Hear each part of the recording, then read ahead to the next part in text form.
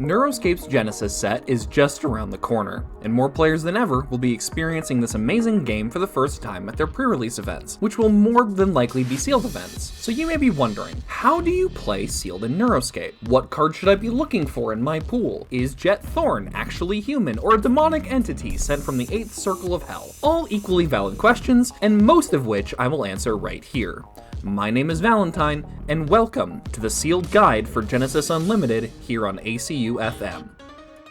Starting with the basics, Sealed in Neuroscape uses 6 card packs, the cards in which compose your sealed pool. These are the cards you will use to construct your 30-card deck, with a 25-card RAM deck likely provided by the venue. The cards you choose not to include in your deck will then form your sideboard, which you can use to swap out cards in your deck between games.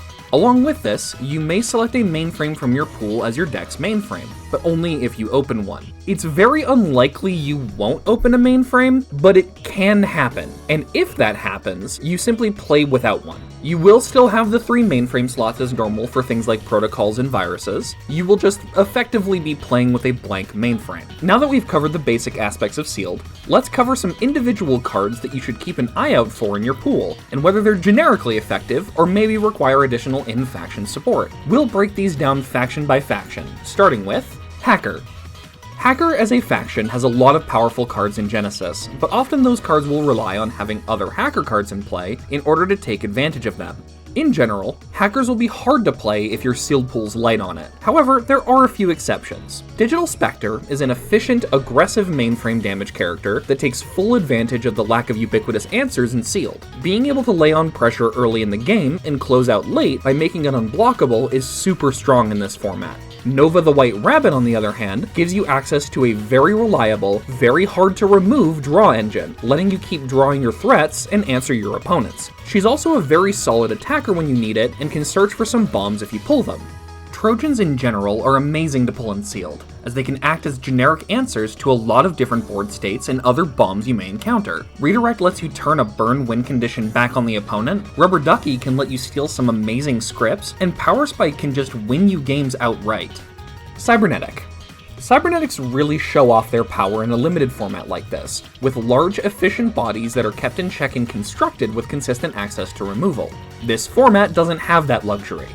Back Alley Bruisers combines 2 very valuable qualities in Sealed, a really good stat line and a removal ability. Bruisers in many situations can come down as early as turn 2 and immediately put a clock on your opponent, as well as very efficiently handling early game threats while being able to survive a majority of the time. Bunyan War Driver is also an amazing generic bioframe attacker. While it doesn't have defensive capabilities, a 7-8 overrun coming down early can just win games on the spot if the opponent doesn't have an easy answer to it. Lugnut, on the other hand, is one of the best low drops in Sealed. Aside from being an adorable little baby, Lugnut's ability to prevent blocking can let you get damage past early drops really easily, and it doesn't have much of an investment to do so. Also, as much as it's a joke, Lugnut having arm slots for gear lets her wield some dangerous weaponry, like a gun! Corpo. Corpo continues the trend in Bioframe of having access to a lot of crossover with the other Bioframe factions. In Sealed, any decks looking to deal Bioframe damage will likely be pulling a lot more from all of the related factions, while Mainframe will gravitate more to their own sandboxes.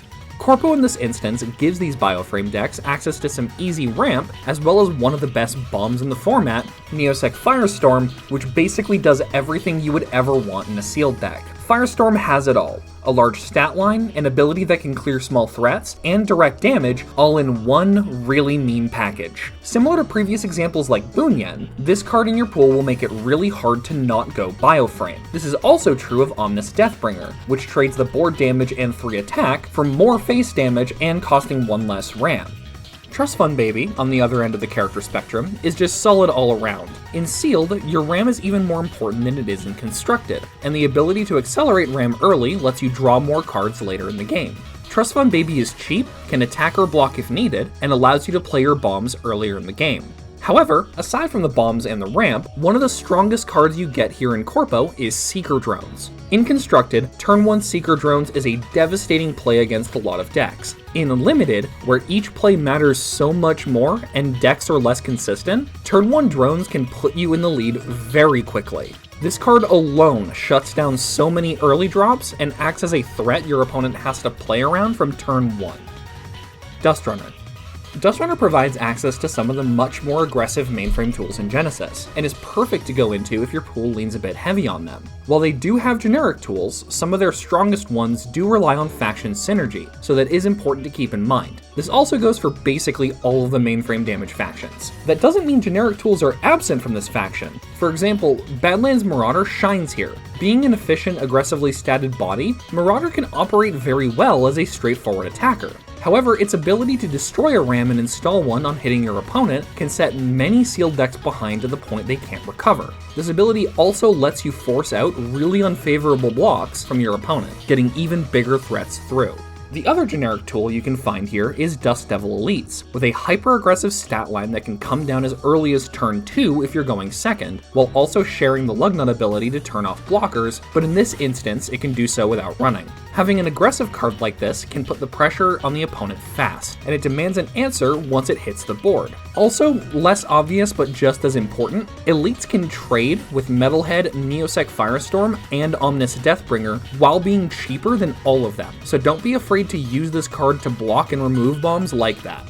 For a more restrictive but very powerful option, Chain Amplifier does a lot more work than you would assume on first read. Not only does it get better with more tethers as the buffs extend to the entire chain, +1/+1 does a lot of work in a limited format, as it can make certain characters near unanswerable if you can get the amplifier on them. Mystic. Probably the most difficult faction to get off the ground in Sealed, Mystic very much wants to play with its own toys, but can share a little bit with the right pulls. Most of the time, however, Mystic will be your primary option if a majority of your pool is Mystic, with a high density of data shards and Taros.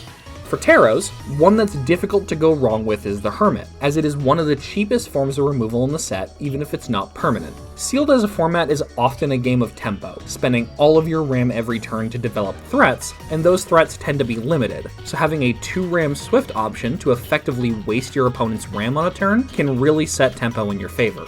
In terms of generic pulls, Mystic does have access to Seer. Seer is a supremely powerful card selection tool, allowing you to dig for your bombs early and often. This can be very important for executing your game plan as consistently as possible, and the 0-2 stat line allows it to stay on board for quite a while. There's a similar card called Searcher in the sky, with its double synergy of Mystic and Dustrunner allowing you to dip into that pool a little bit, but your decision between the two will be based on which stats you like better. A more off-the-wall card to look for, however, is Mind Delver. While it's a bit expensive, this card can effectively act as a copy of your opponent's bombs, and due to this, is a card you should even consider in a deck not looking to do mainframe damage. In a Bioframe deck, this can allow you to steal an opponent's Boonyen, Firestorm, or anything of the sort, turning their own major play against them. Thrasher.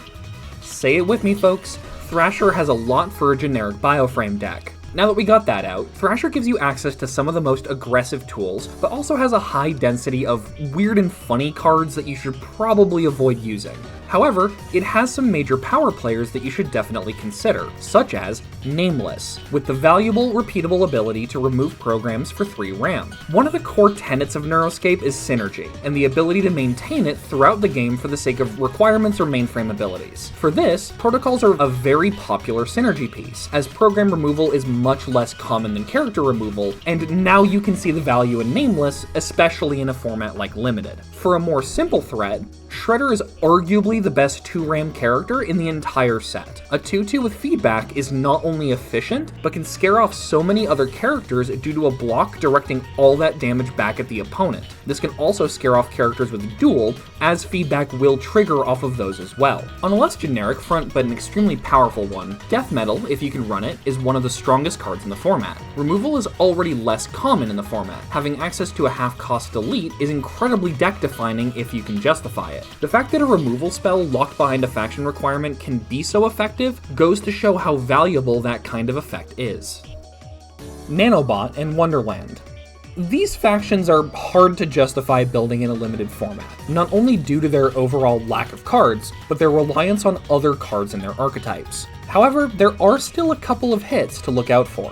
For nanobots, the Hive can actually be a very solid environment for a bioframe deck, as it allows you to generate blockers and small attackers throughout the game. The effect is symmetrical, so you do have to watch out when facing another bioframe deck, but it can still be very solid.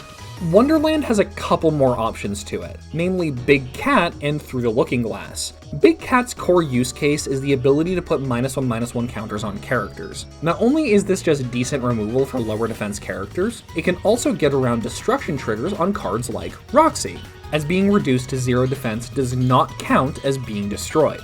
Through the Looking Glass, on the other hand, is a weird form of removal, as it can effectively remove a threat by changing its damage type to the one that matters far less for your opponent. While not as effective as other cards for removal, having a 3-cost swift answer is something to keep in mind. Null/generic. The null, or generic cards, are where a lot of your unconditional answers will come from, and will define the kinds of threats that you are prepared to answer. It does also contain some tools for aggression, and even a bomb, but for the most part, these will be your reactive tools. Delete, for example, should go into basically every deck. Unconditional, hard removal is so important to have that even at 4 RAM, even though it's not swift, it's basically an auto-include if you open it. Bob, on the other hand, is your answer to decks that aim to go wider and more low to the ground, in addition to being a good burn tool with the 4 direct damage along with the board clear. Also, look at him, he's adorable, just don't jostle him.